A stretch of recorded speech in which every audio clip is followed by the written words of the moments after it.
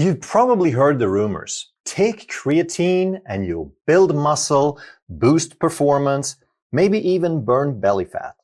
But most people still think creatine is a bodybuilder's supplement, some chemical powder that makes your muscles look puffy or bloated. But what if I told you that your own body already makes creatine every day, and that your brain, your muscles, and even your mitochondria depend on it? And what if I told you that taking just a little bit more, just a few grams, could change how your body uses energy, even if you never set foot in a gym? Hello, health champions. Today we're going to talk about this thing, creatine, what it is, what it does, and if it's a good idea to take some extra.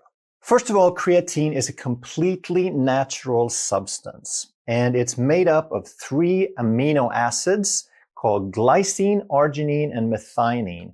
So it's a type of a protein, and very, very tiny proteins, the ones that are made up of just a few amino acids, are also called peptides. And the liver, kidney, and pancreas makes about 1 gram a day of creatine. And the liver is, of course, the main producer of this.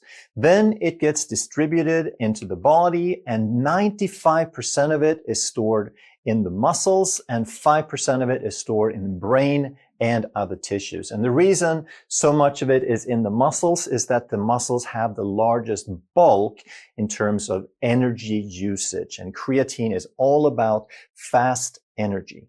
So the main purpose of creatine is to help recycle ATP. And we need to understand then what ATP is, and it's the adenosine triphosphate, which is the energy currency in the body. It's the only thing that the body actually uses for energy, and it's a molecule that looks like this.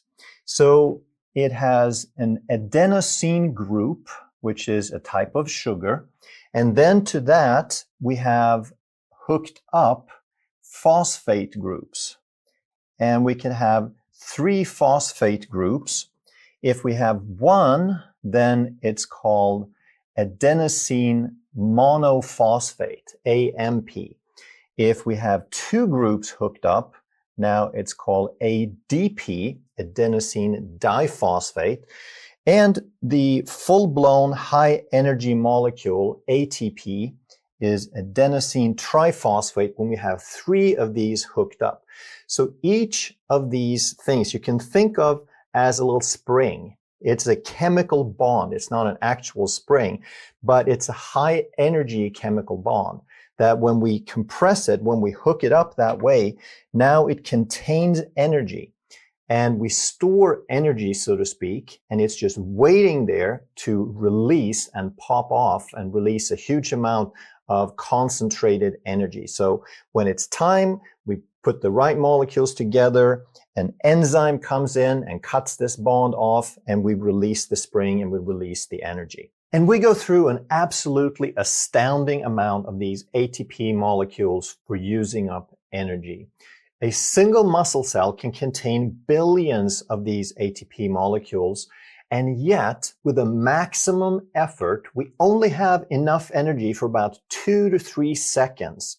So in other words, in 2 to 3 seconds, we use up every single one of these ATP molecules. And that brings us to the whole idea behind this video and creatine is that if we use it up that fast, then we'd better be really good at recycling and replenishing this ATP. So even though we use it up, we recycle this ATP every 60 to 90 seconds throughout our lifetime. And that is at rest that we take 60 to 90 seconds. During a maximum effort, when we use it up almost instantaneously, we also replenish it much faster. So it can be hundreds of times faster to replenish during a high intensity effort. And all in all, we replenish the entire pool of ATP molecules about 500 to 750 times per day. And this brings us to the whole idea and the genius behind creatine and in how quickly we can replenish this energy. Because creatine can also bind with the same phosphate group that ATP does, and we now call it phosphocreatine, which is also a high energy bond. So now we can create another reservoir inside the cells. We can have a bunch of creatine floating around, and now that becomes a parallel reservoir of energy. So now we have, instead of ATP, we have creatine, and we hook it up with a phosphate group, and now we have phosphocreatine, which again, it's another high energy bond, high energy storage device. And now every time that we use up some ATP and that turns into ADP, now there's already a phosphate group, a high energy phosphate. That energy has already been created. Now we can just pop that on and get back to ATP, to recycle that ATP. And we can do it much, much faster, which is critical in a high intensity situation. Now, the basic level of creatine is that we make about 1 gram per day. And creatine normally breaks down slowly, and we'll talk more about that in a bit. So we need to make a little bit more every day to maintain that pool of creatine inside the cell. So 1 gram a day will do that. And 1 gram will maintain approximately a 60 to 80% saturation level. So 100% would be the absolute top amount that a cell could hold and contain, how much is soluble in that cell. And 60 to 80% of that is what we normally walk around with. However, with supplementation, if we were to take a product that gave us about 3 to 5 grams per day in addition to the 1 gram that your body makes, now we would reach a saturation level that would be very, very close. It would virtually be 100% saturation. It would be as much as the cells can hold. And we could build up to that saturation a couple of different ways. We could take a daily dose of about 3 to 5 grams per day for 3 to 4 weeks, and we would have built up those levels. Or we could try to speed it up a little bit, and we would start with loading, front loading 20 grams per day for about 5 to 7 days. And then we would build up the levels faster, but we don't need to maintain that high level. After we have loaded, we can go back to the normal maintenance level of 3 to 5 grams per day. So let me give you an example from real life, what could happen in a sports scene. So if we use a 100-meter race in track and field, that takes about 10 seconds for the world elite. And I'm using my example here as 10.9, which was my best time. And in the very beginning, the gun goes off and we take off. And the first 3 seconds, we're barely getting moving in 3 seconds. And we're using up our stored ATP already. We're only, because the start is slow, we're only about 20 meters into the race when that stored ATP is gone. And now for the next part of the race, we need to replenish. So for 3 to 10 seconds, which is basically the rest of the race, now we're relying on this creatine, this reservoir of phosphocreatine that can replenish the ATP. And it actually starts even a little sooner, because as soon as we start using up some of the stored ATP, we're already going to start replenishing because they're swimming together there inside the cell. But what's happening here is that we're using up energy at a much, much faster rate than the body can actually produce it. Now, this is sort of pre-stored, but the body also have to make energy from fat and carbohydrates. So we're using up energy so much faster than we can make it, and we're falling behind. So between 8 and 10 seconds into the race, we're starting with something called anaerobic glycolysis, meaning we're trying to make energy without oxygen, because again, we're falling behind. We're using it so much faster than we can make it or provide oxygen. So we're using glycolysis, we're breaking glucose molecules and producing lactic acid. And this is why your muscles burn when you do something high intensity. But a 100-meter race is so short, so fast, that you're not going to feel the burn of the lactic acid until after the race, but you're still starting to make it toward the end of the race. And then after you cross the finish line, after the race, now what's happening is that for several minutes afterwards, you are trying to recapture oxygen. So now you're still breaking down carbohydrate, you still have a muscle burn, and you're going to have a very high breath rate and a heart rate very close to maximum heart rate. Even though you just ran for 10 seconds, you're going to max out your heart rate or very close to it.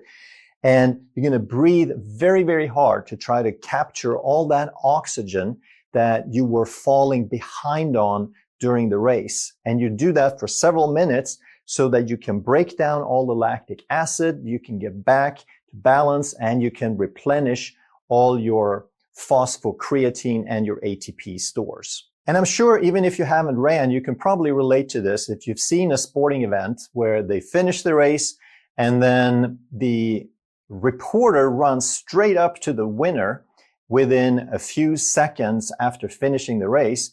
And it's impossible to get a coherent sentence out of that lucky winner because he is breathing very, very hard. He can't think straight.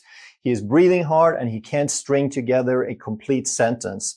So it's pretty much gibberish that you get out of these poor athletes right after the finish line. Wouldn't it be much better if they just gave them 2 minutes to recover and compose themselves, and then maybe they can get a reasonable answer? So let's talk about some of the benefits, try to understand what this can do. So during heavy exercise, when you're stressing the body, when you're using up a lot of ATP very, very quickly, now we can speed up, with creatine, we can speed up the ATP regeneration. And if we have more creatine, now we can recycle faster.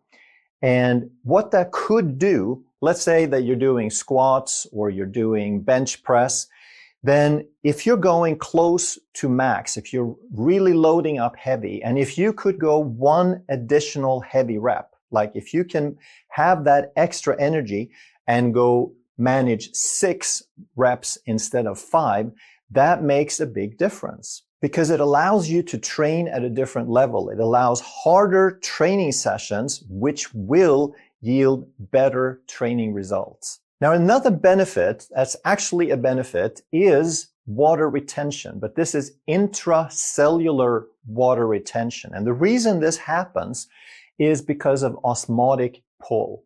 When you're increasing the amount of particles inside the cell, because you're basically saturating the cell with more creatine, these are particles that have an osmotic pull. It's like a sponge that will pull water to it, and therefore you end up with a little bit more water inside the cell.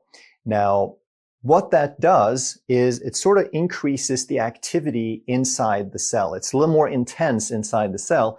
So you're going to increase the signaling for protein synthesis. So you're actually going to improve some of the protein synthesis pathways. And as a little side benefit, if you're after that, like a bodybuilder, is that the muscles can look a little bit fuller. They can look a little bit more defined, because realize that usually we talk about water retention. It's like women on their menstrual period, and it's not a pleasant experience. But this water retention is intracellular. This is not bloating. It's not fat. It is inside the cells, and it can make the muscles look a little fuller and more defined. Now, for the people watching the scale, this can be a little bit misleading because you will probably gain about 1 to 2% in weight from this additional water. But let's make a few more distinctions to really drive this home between exercising and not exercising. So if we first look at someone who works out, an active person like a bodybuilder or a track athlete, the benefits are very direct. you could get more reps into a set, and therefore you get more gains. But you can also get better recovery because you're better at managing energy, at restoring and utilizing energy. But here's a very interesting one. You could even improve your motor unit recruitment. There are neuromuscular benefits here as well. And here's how that works. If you can increase your ATP, you get more ATP because it recycles faster. Now there is less fatigue, both in the muscles and in the brain, because the brain has to send the signals to the muscles, and both brain and muscles can run out of ATP. So if we have more ATP, now the muscles perform better, but the brain and the signals also perform better, which means you're less clumsy. And one interesting example about clumsy is like the 400-meter race in track and field. And you always end up with an enormous amount of lactic acid toward the end, and then all of a sudden, your body isn't working the same anymore.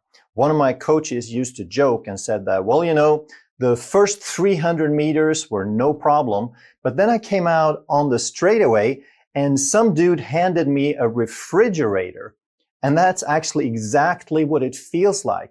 You're doing fine, you come out on the final straightaway, and your lactic acid levels hit so high that you're trying to do things. You're trying to pump your arms, you're trying to move your legs, but nothing happens. You're very, very clumsy. So by improving your ATP, by improving that recycling and the energy delivery, you could be practicing and competing with better precision. You could have neuromuscular benefits in that you have better timing with everything that you do. Now, what if you're a couch potato? Is there any benefit to taking creatine? Yes, because you will still benefit from having a faster ATP delivery, a faster turnover. One thing they noticed is that it will improve your lean mass retention, your lean body mass, which is mostly muscle.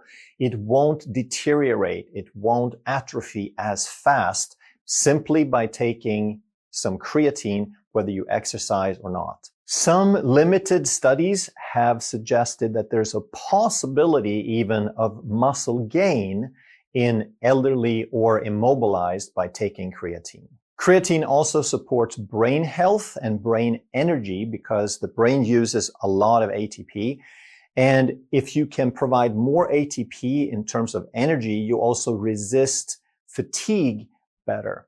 And also, the mitochondria, which make all the ATP in the first place, it supports the integrity of the mitochondria. So not only can creatine recycle ATP better, but it could even help the mitochondria produce it better. There's also some cognitive and metabolic benefits because by improving the ATP buffering in the brain, we also support cognition, our ability to think and execute mentally, especially under stress and sleep deprivation. So if we've had some things that kind of drained our batteries, now we can still function better with some creatine buffers. And like we mentioned, it supports mitochondrial function, and it does this by reducing oxidative stress. Everything works a little better when you can supply the energy a little faster. And it also stabilizes the membranes of the cells and the mitochondria. So everything in the body operates on ATP. And the integrity of the cell membranes have to do with how well we can shuttle minerals, electrolytes, and fluids back and forth through the cell membranes. And this is also driven by ATP. There are little ATP-driven pumps that regulate these minerals, that maintain electrolyte balances, and in doing that, they stabilize membranes. But we also want to talk about some common myths and misconceptions. And this has to do with kidney damage, the primary one. And this has a lot to do with that fact that creatine sounds a lot like something you get on your lab report called creatinine. And this is because creatine spontaneously breaks down over time and becomes creatinine. And this happens about 1 to 2% of your creatinine is going to break down per day. And this is, again, why you have to replenish it. That's why the body normally makes it. And if you take it as a supplement, then there's a certain level that you have to take to keep up your levels because some of it breaks down. But here's the thing we need to understand about creatinine, that this is a non-enzymatic breakdown, meaning it's not a poison. Creatine is not something the body is trying to get rid of. Like, it has enzymes for alcohol and it has enzymes for all sorts of different things that it tries to break down to get rid of. This is non-enzymatic. It just kind of wears out. And now, once it's worn out and becomes creatinine, it's inert, meaning it doesn't interact with anything. It's not abrasive. It's not harmful. It doesn't really do anything. And the reason that we measure creatinine on blood tests is that it's very simple for the kidneys to remove it. About 100% of the creatinine is removed in a single pass-through in the kidney. So the only creatinine we have in the bloodstream is what we have released, what has broken down since the last time it flowed through the kidney. And because the production and the excretion are very, very constant and the removal is close to 100% in a single pass-through, that makes the levels very, very stable, and it makes it very simple. It makes it very practical to calculate your filtration rate in the kidney based on creatinine. So it's called estimated glomerular filtration rate. Now, it's not the only thing we could use, but it's one of the simplest. Now, here's what's really important that we understand, and that's the cause of a lot of this confusion. The eGFR is estimated, and it can be affected by muscle mass and age and gender and diet and supplementation, because all of those can change how much creatine you have in your cells. Larger muscles will have more creatine. Younger people will have more than older people. Men will have more than women. So, and also if you have a lot of meat in your diet, then that provides some creatine as well. And of course, if you supplement with creatine, that's going to bring up the levels dramatically. And when they run your test, they're going to know your age and your gender because you tell them it's in the requisition. So when they do this estimate, it's a formula, and they take those things into account. And if you're an elderly lady, they assume that you have less muscles, but they don't really know.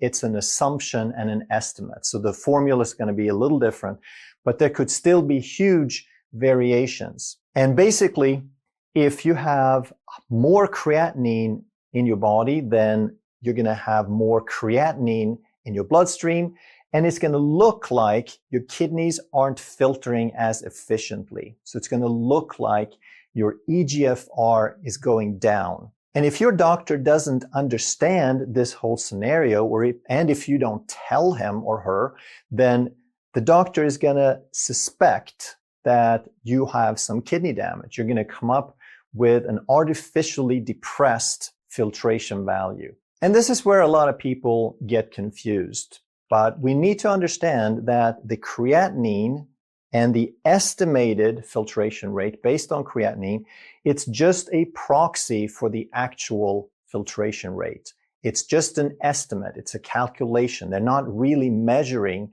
anything about the filtration rate. But nevertheless, people see these names on their test. They know creatine gives rise to more creatinine, and that's a bad thing, they think, because that means kidney damage. So now they associate the two and they think creatine creates kidney damage, but it has nothing to do with each other. So what you can do to clear this up is you order a separate test. You could order something called cystatin C, which is another metabolite that's very much like creatinine, except it's not affected by these variables. So if you're taking a supplement, or if you have big muscle mass and that's throwing your results around, then you could order the cystatin C and it's going to cut through all that confusion. The problem is that creatine is super cheap.